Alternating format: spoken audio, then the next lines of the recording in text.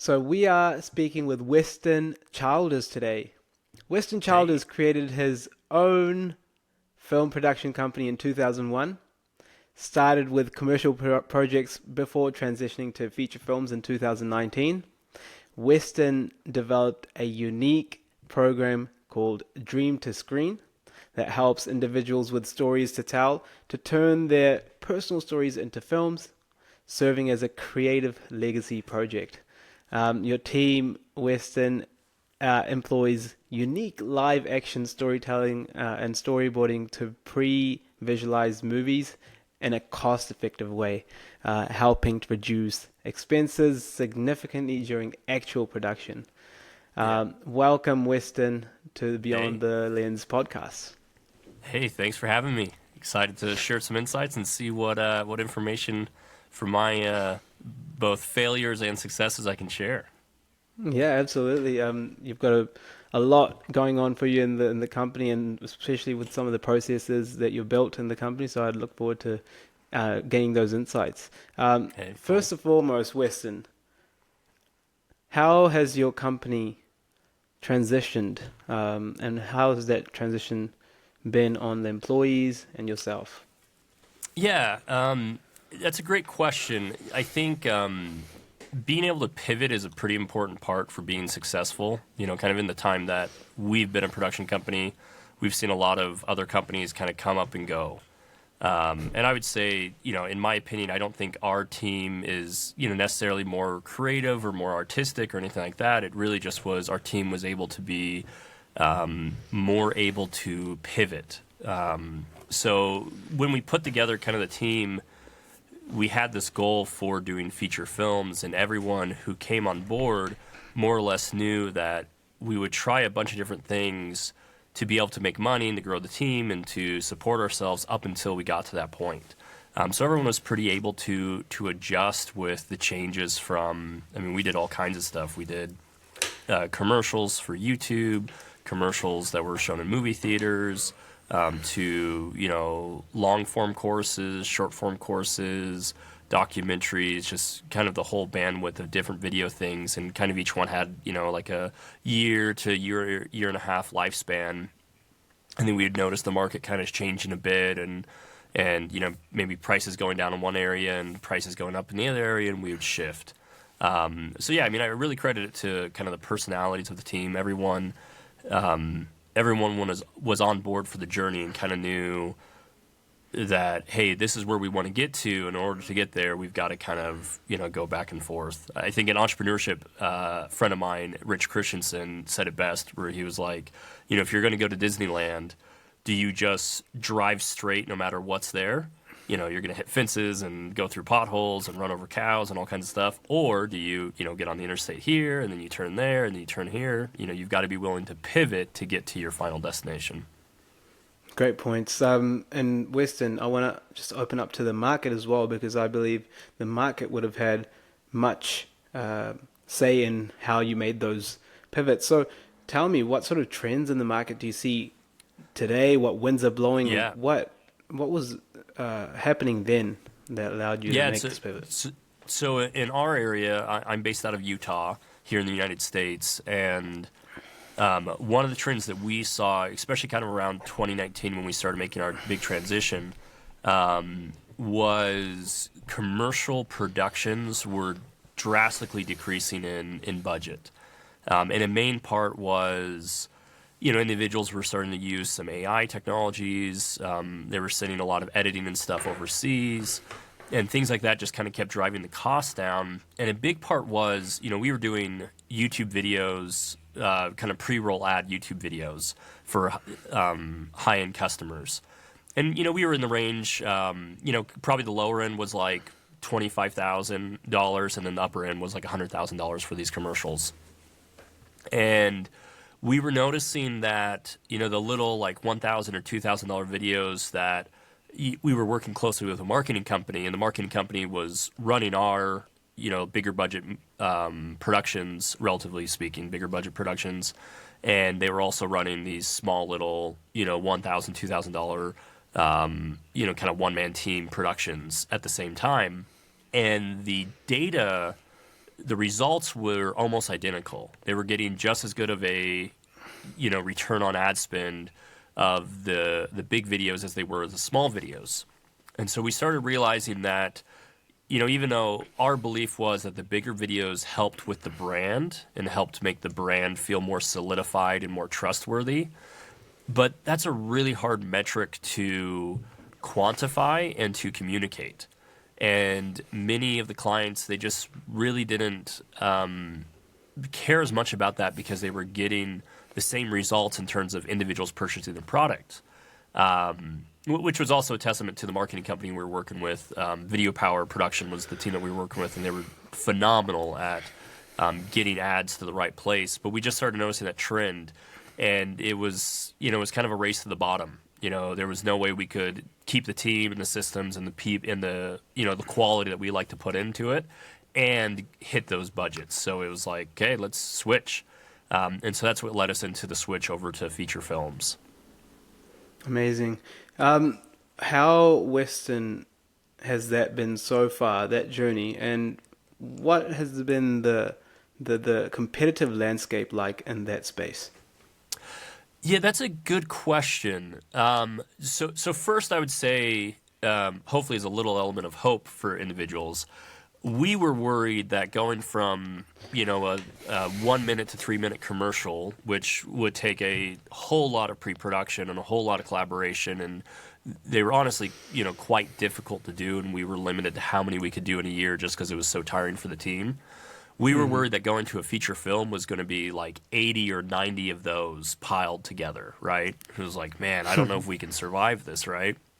And so doing our first feature film, we were actually pleasantly surprised that it actually wasn't like 80 or 90 times the amount of effort. It actually felt like the exact same amount of effort that we put into one commercial. The only difference was we now had 30 days of shooting versus 3 days of shooting. But what was actually kind of nice was each day of shooting got easier and easier because we had the same vision and the same team and the same direction. And so it kind of kept getting easier and easier.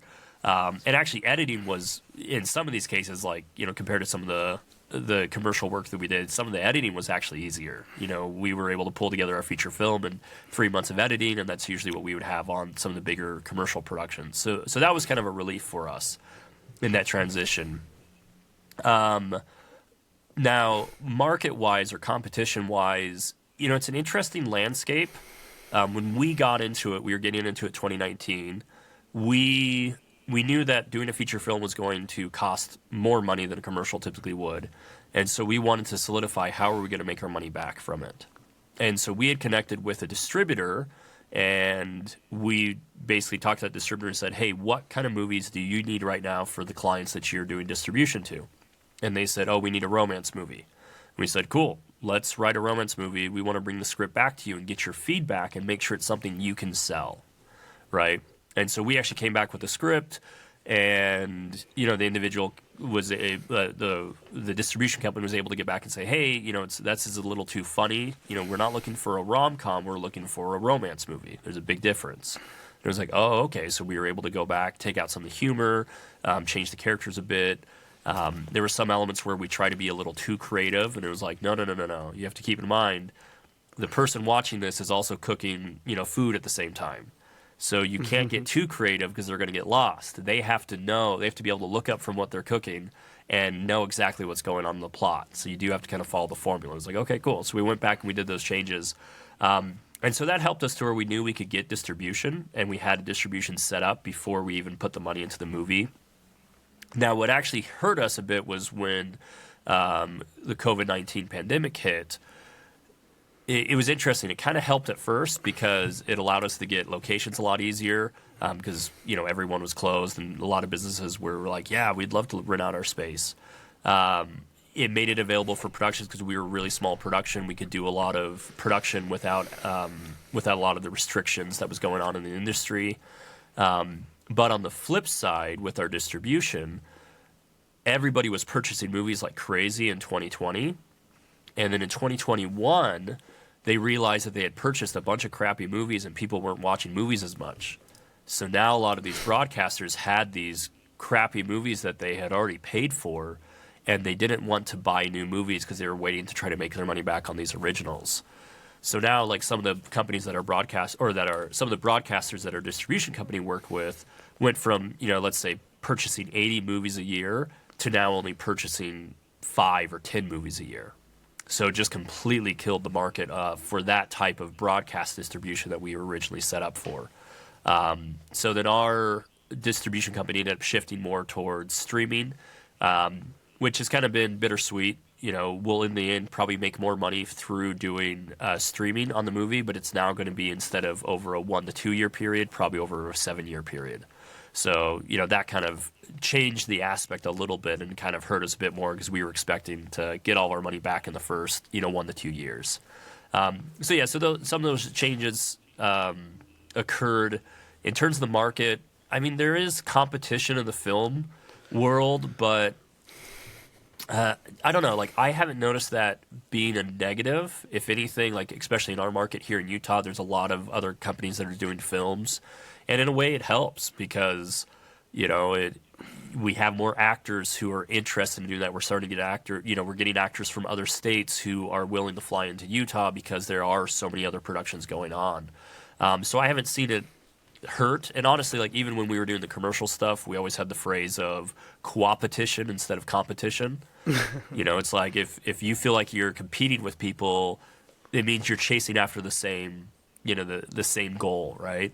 Versus if you shift your goal a little bit and you're like, oh, hey, those guys do, adventure sport commercials and we do, this type of specific commercial, or hey, these guys do these type of movies and we do this type of movie. Like, you can basically work together, right? It's coopetition. You help build up each other's industry. Beautiful. And Weston, let me ask you, looking back, do you feel like, how glad are you that you made that transition, that pivot, and at that time? I mean, I'm very glad of it. I would say there's never really been a pivot that we've done that we've been unhappy with, even if it hasn't led to the results that we wanted, say financially. We still learn a bunch through it. So now we finished our 3rd feature film since then, and it's been a great journey, and we've learned a lot through it. With that, we've learned some different ways that we want to go about distribution and financing these films because of what we learned. It's helped our team build stronger. Some team members kind of realized that they didn't really like the way that we were going with some of the process stuff, and they've moved on to different pastures, and it's helped us kind of refine our team and refine our systems. So I mean, I've been super grateful for it, and I mean, we created the film company in 2001 for the purpose of, hey, let's create a feature film. They cost a lot. How do we get there, right? And we got there, and almost to the point that when we got there, we were kind of like, what do we do now that we finished one? And so we hopped in the second one and hopped into a third one, and we're excited for the future on that. Amazing. Now, this is business, right? While we're enjoying what we do, this is business. And business has unlimited options with unlimited number of possibilities, which can scare people but can also excite people. However, it's made out of 3 main core components and principles, which are people, process, and management. So what you were able to do was tweak some of those processes and largely keep the people there, management the same, and make that pivot. Now, how large of that, what was the difference between what you were doing before in terms of processes and what you're doing now? Yeah, so that's a great question, and I think to kind of complement your observation, which I think is a lot of times where people fail, is this is show business, right? We've got show and we've got business. And actually, ironically, the word business is much bigger than the word show, and I believe that's very true to what this industry is. You have to understand how to run the business side. You do have to understand the show side, but the business side is a bigger component because it's what's going to make or break you. Fortunately for us, we were developing our systems along the way since 2001 for the purpose of building a film production company. So, when we would buy equipment, we weren't buying equipment that would just help us with the next commercial project. We were buying equipment that we know we could use on a film set, right? So, purchasing cinema lenses, purchasing camera packages that would allow us for long recording times and duplicate recordings and things like that would help keep us safe in a production. And then the systems that we were building were very much around, how do we pack, just simple things like how do you pack a camera bag so that we can reduce the amount of instructions needed for someone to assemble it. That way, almost anyone in the team could assemble it without having to waste time on teaching people. I think a really good example is kind of at the tail end of our commercial stuff, we were using just like a small Honda Element for all of our equipment. And it was useful because very rarely would commercial shoots use all the equipment that we had, so we would kind of pick and pluck what was necessary. But we realized that when going on the film set, it was easier for us to have all of our equipment with us at all times so that we could make decision changes on the fly and be like, oh, hey, let's get the jib out, or hey, let's do a dolly shot on this because of this and this and this. So it helped us to have all that stuff on the vehicle. So we tried packing it on the Honda Element to see if we could do it with still kind of the mini SUV that we had.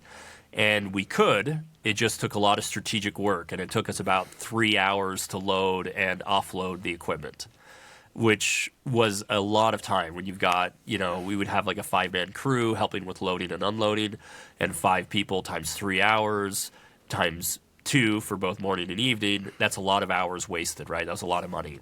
So it became like, okay, well, let's purchase a van, and then let's build that van out in a very specific way with basically every shelf has a label and says what case goes here, and then the case has a coordinating label. And now anybody in the crew, whether they've been trained or not, you can say, hey, go grab, the Felix Q10 light. They know where it is. They'll go grab it. They can take it. And then someone else, we could be like, hey, could you go put this back on the shelf? And they know exactly where it goes because it's got a coordinating, label. So just like little things like that helped build those systems of efficiency, allowed it to where when we transitioned, like there wasn't much of a transition because a lot of those systems were already in place. Some of them just kind of grew in maturity, like going from what we had in the Honda Element SUV to the van, but the same cases, the same systems were already present. Amazing. So, Weston, going forward, what are some of the goals within the next 6 to 12 months? Yeah, that's a great question.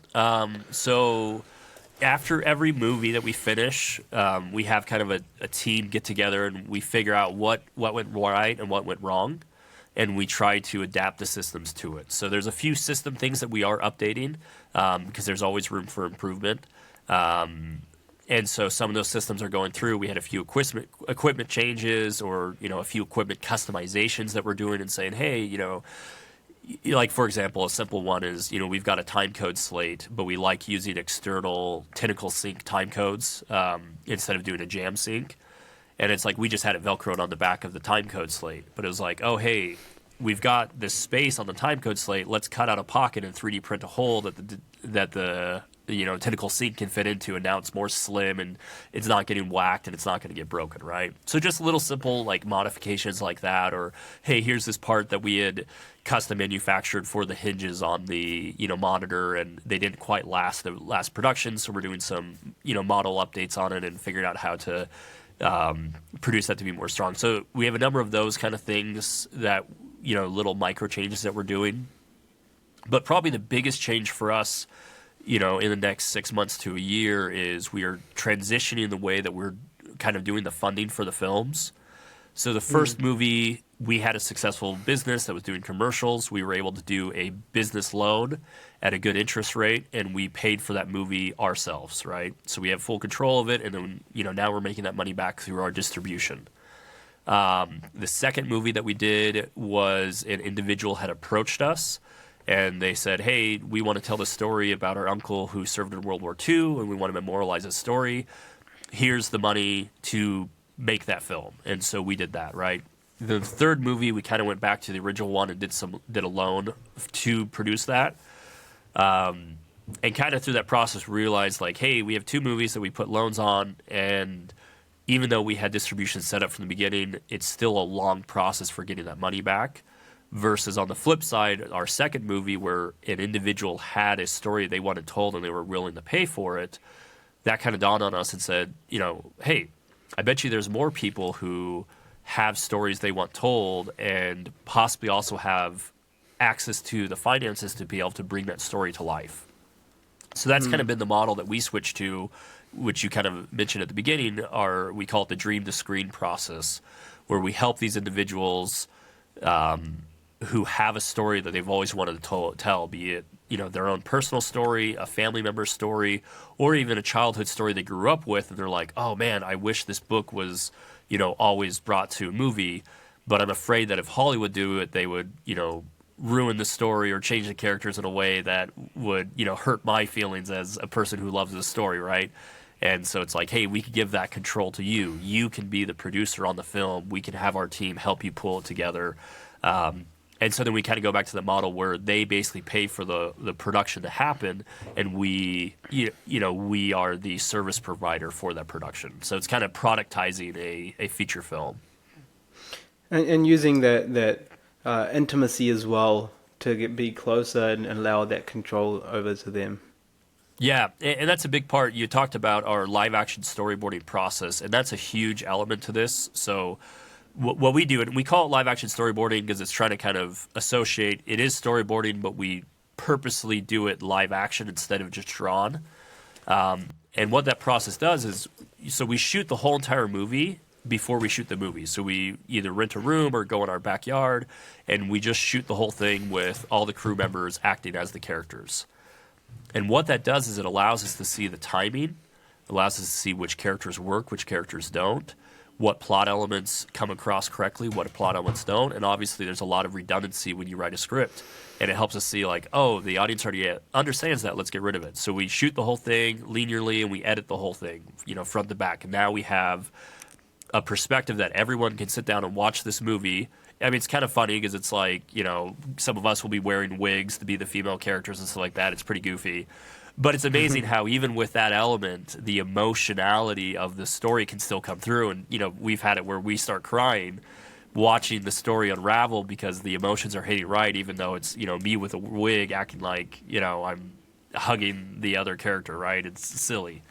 But so that allows us to really dial in what is this story going to be, and being able to invite the client in on that process of, hey, here's this story you love, here's a story about your loved one, let's make sure we get the story right. So we really put a lot of dedication into the live action storyboarding.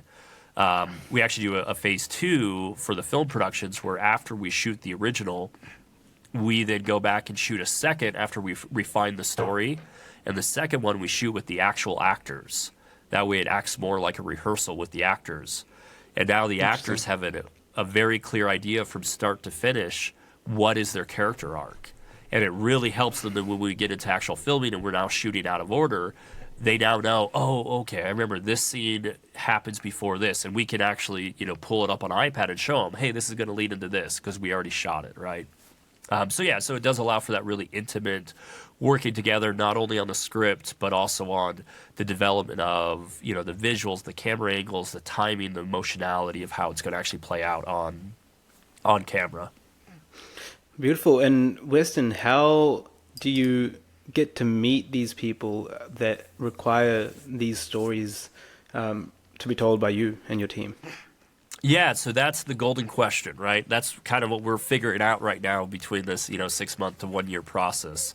We're connected with a lot of, high wealth individuals from some of our past clients. And so some of it's reaching out to those individuals and offering kind of like a commission where it's like, hey, if you connect us with someone who goes forward with a dream to screen movie, we'll give you a percentage of the total budget. So that's kind of one way that we're going about it. And then, we're experimenting with some advertising and some different ways to try to reach those individuals. So I don't have a good answer for you right now because we're still kind of in the development process. But, so far we've had we've got 4 or 5 films that are kind of in talks from this. And it's just kind of and that's just purely through, connecting with people on the network and then saying, hey, if you want to connect us with someone else, we'll give you a commission off of it. And that's been kind of the process so far, and we'll see if that turns out or not.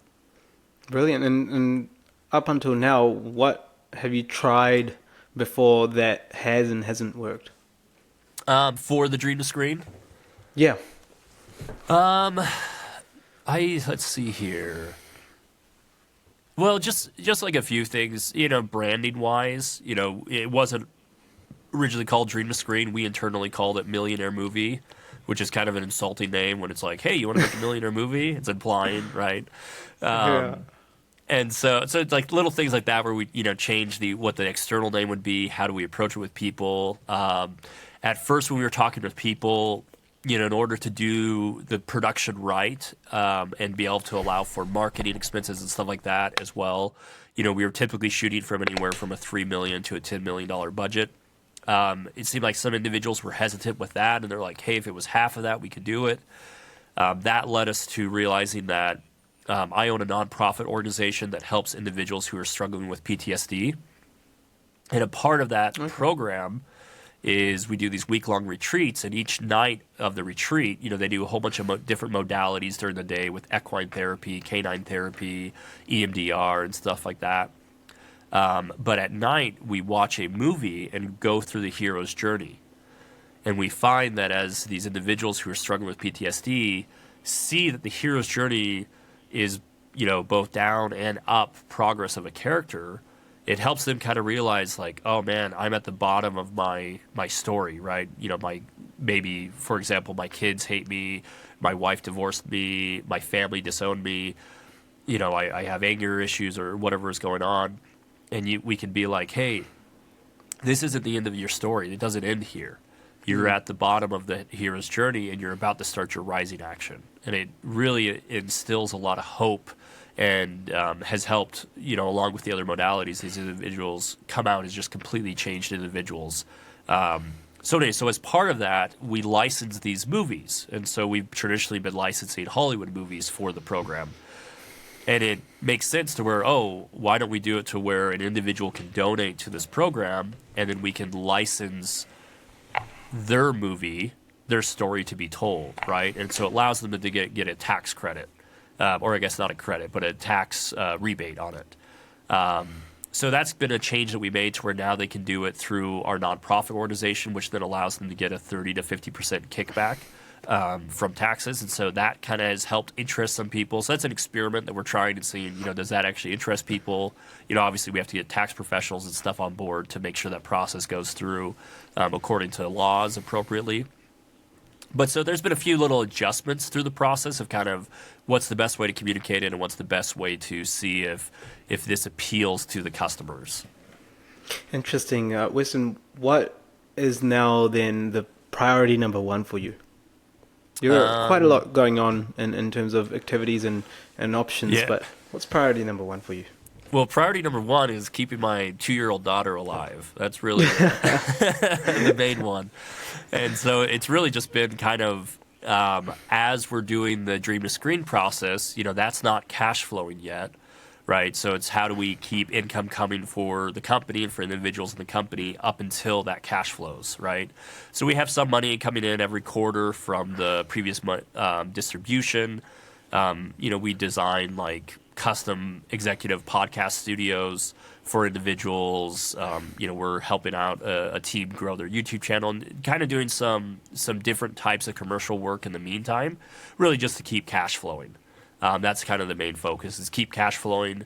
We know that we have the systems in place, we have the team in place to where when one of these Dream to Screen movies go through, boom, we can hop on it, right? And even when one goes through, we still have, a number of months to a year of the scripting process and then the pre-production process. So it's kind of like we're not worried about that part. We know and we're confident that now after having done 3 movies, it's pretty, and each movie just got easier and easier. We can hop back on board. So really it's just kind of been survival and just making sure everyone can still pay the bills and that people's families don't starve. Absolutely. I think sometimes that split is important, that cash flow split where you're taking on some jobs just to keep the company alive, and also have that big distribution plan where the money seeps in, slowly trickles in, but also it contributes to that enterprise value that will carry the company long term. Yep, exactly. And I think it's an important part is I think a lot of times individuals who are trying to get into film production, it's very black or white. It's just like, I want to be all in or not, right? And it's like, well, it's okay to maybe do some things that you don't love while you establish the friendships and connections to be able to do what you do love. Right. Absolutely. I agree. Weston, what is the biggest challenge right now that you have to overcome to move the needle forward? That is a good question. I mean, I think personally, right now is just we've got a number of projects that have kind of piled on top of each other with some of these side projects that we've taken on. And so it's really just getting through that task list of things that we've kind of overloaded ourselves with. And sometimes that happens, right? You accept a few projects and then one gets delayed by a month and then another one, has a few adjustments and changes. Like one of the podcast studios we're building is in a new house. And so there were some delays with like the painting guys and things like that. And so now that's moved to where it's now on top of another project we already simultaneously started. So honestly, I mean, it's not anything magical or heroic. It's just sometimes planning as much as you try doesn't work out the right way. And now we've got multiple projects stacked on top of each other. But it's also good to where it's like, going back to the dream to screen, we know that if someone goes forward with that, our writer is available, and we've helped him kind of keep small projects and no big projects to where if we get a dream to screen, he can move forward with that. And that was pretty intentional. And then kind of the rest of the crew, we would have kind of a 6-month period to finish off our current projects and get into full pre-production on that. So I don't know if that really answers the question, but yeah, that's personally what I'm struggling with right now is just lots of stuff stacked on top of each other by the nature of project shifts and end date shifting and things like that. Thank you so much, Weston. Thank you so much for sharing your insights and giving us a really deep look into how this transition took place, what went into your head, and what sort of decisions that came out of it. And still, you are on a journey, and you're really putting things and setting things in motion so that you set yourself up for success and be able to use this model for long term as well. Hey, yeah, and thank you for asking great questions. And in the end, I think the encouragement is always, be willing to pivot. That's how every company has found success. Exactly. I think a great example is Instagram was originally like a tag your beer is what it was way back in the day, right? And they realized that people like to tag their friends instead of their beer, right? And so they pivoted, right? So it's like every company that's led to success has been able to achieve success through pivoting. And so that's an important part. Don't be so just, like a mule with digging in your feet and saying, no, this is the one way I'm going to do it. Be willing to pivot. It doesn't mean you give up your dream. It just means you're going to find a different pathway to your dream. Absolutely. I agree. 100%. Thank you so much, Weston. Hey, thanks, man. Thank you. All right. That was great. Lovely. Hey, great Enjoyed questions.